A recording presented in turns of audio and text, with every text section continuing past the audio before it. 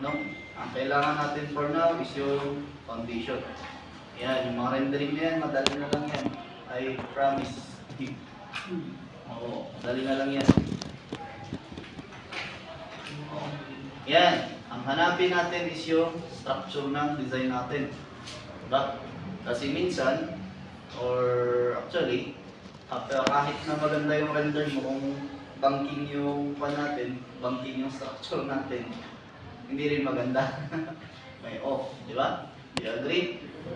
Oo. So, focus tayo sa pag-solidify ng pan natin structures. O yun o, nakikita nyo yung kanyang hatch. Kitang-kita pa rin yung drawing, di ba? Ayan. Oh, yan. Ganyan na ganyan na sketches, di ba? Yan.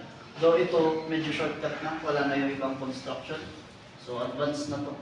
Yung mga ganyan.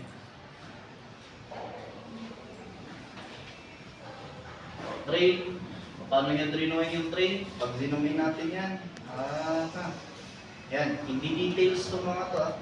Yung mga ito. Yan. Walang dito details. Kanya yan. Guides niya yung mga yan. Diba? Obvious pa rin yung sketches. And again, paano niya drawing? Using basic form. Yan. Pati yung ship. Diba? Cruise ship. Kita nyo pa rin yung sketches dyan. Yan. O kung kaya nyo makagawa ng ganito, why not? Pero for now, I recommend wag nyo munang iba-blocking. Ang tawag natin dito is blocking, no? Yan.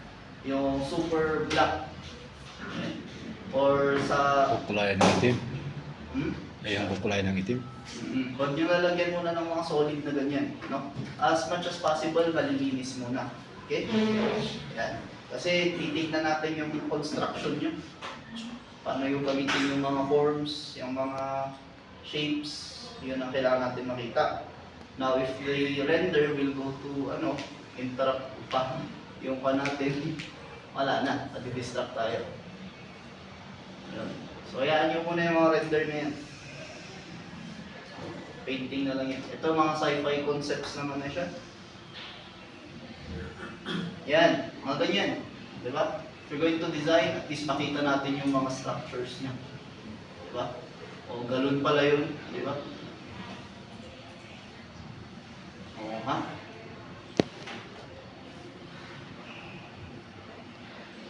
O yan, ganyan.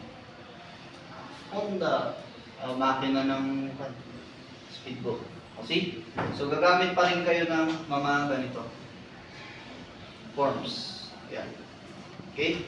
Gamitan nyo ng manipulation, gamitan nyo ng manipulations para makabuo kayo ng mga tapering, squash, yan.